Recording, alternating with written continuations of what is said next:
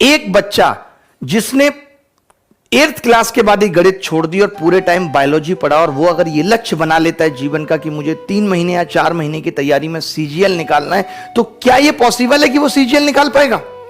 कभी पॉसिबल नहीं है 3 या 4 महीने में, क्योंकि सीजीएल में जो रोल है वो गणित का है। सीजीएल में जो रोल है वो गणित का है, और गणित सीखने के लिए एक बायोलॉजी के बच्चे को 1 साल मिनिमम लगेगी। तो कई बार गलत उम्मीदें खुद से पालना भी बहुत घातक है, जो हमारी सफलता में बाधक है।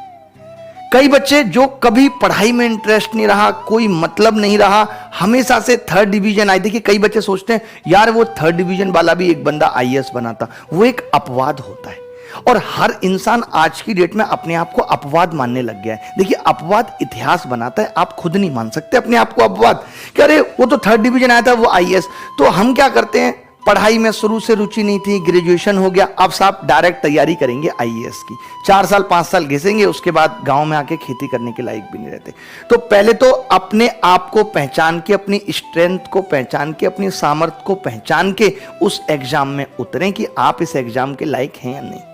यह भ्रम ना पालें कि एक आदमी ने ऐसा किया था कि उसकी 3rd डिवीजन थी और वो आईएएस बना था, तो मैं भी बनूंगा। यह भ्रम बिल्कुल भी ना पालें। अपने आप से गलत उम्मीदें पालना भी सफलता में भी बाधक है और हमारे खुश रहने में भी बाधक है। तो सबसे पहली जरूरी चीज, जब आप किसी भी डायरेक्शन में आप आगे बढ़ना चाहते हैं, कुछ भी आप जीवन में सफल होना चाहते हैं, सबसे पहली चीज है कि अपने आप को पहचानना कि आप किस लायक हैं, आप क्या कर सकते हैं, क्या आपकी स्ट्रेंथ है, कैसे अब तक आपने जीवन में कुछ अचीव किया है, आपके विचार कितने स्ट्रांग हैं, आपका दृढ़ निश्चय कितना है किसी भी चीज को पाने के लिए।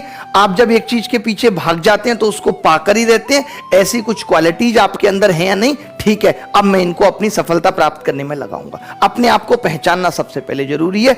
भ्रम में रख के नहीं मैं तैयारी करूंगा, 3-4 साल खराब करूंगा। मैं आपको बता दूं, मैं आज बहुत ही एकदम क्लियर कट बात करने आया हूं कि अगर आपको लगता है कि आपके गणित समझ में आती ही नहीं है, तो आप सीपीओ की तैयारी शुरू कर दो। कोई मतलब नहीं है कि आपको जब कोई चीज समझ नहीं आ रही और फिर भी आप लगातार सीजीएल में एफर्ट लगाए हुए हैं। मैं ऐसे ऐसे लोगों को जानता हूं, भाई क्या कर रहे हो, मैं ऐसे ऐसे लोगों को जानता हूं जो 8-8 साल से तैयारी में लगे हुए हैं, 8 या 9 साल हो गई, और अब स्थिति यह है कि ग्रुप डी का एग्जाम भी अभी निकलने का नाम नहीं ले रहा। तो पहले अपने लक्ष्य को देखो कि करना क्या चाहते हो, एग्जैक्ट चाहते क्या हो अपने जीवन में, क्योंकि जब तक लक्ष्य क्लियर नहीं होगा तब तक राह क्लियर नहीं हो सकती। पता नहीं चल सकता कि किस राह पे जाना है। जब ये एक बार क्लियर हो जाए, खुद को पहचान पाओ कि क्या करना है, उसके हिसाब से प्लानिंग करो।